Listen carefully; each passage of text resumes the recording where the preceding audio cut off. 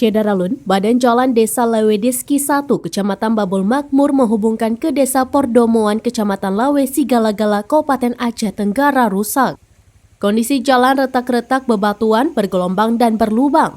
Akibatnya menyulitkan petani melintas membawa hasil bumi dan pengguna jalan.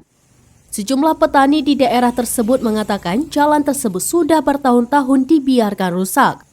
Kondisi ini tentunya menyulitkan petani menuju ladang dan juga membawa hasil panen, apalagi di daerah itu komoditi andalan seperti jagung, coklat, dan padi.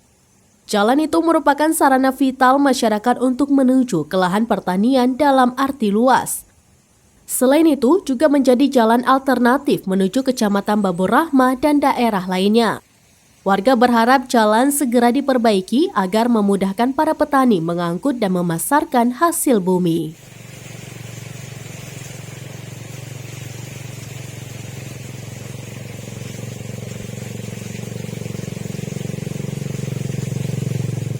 Dari Aceh Tenggara, Asnawi Lui, serambinews.com.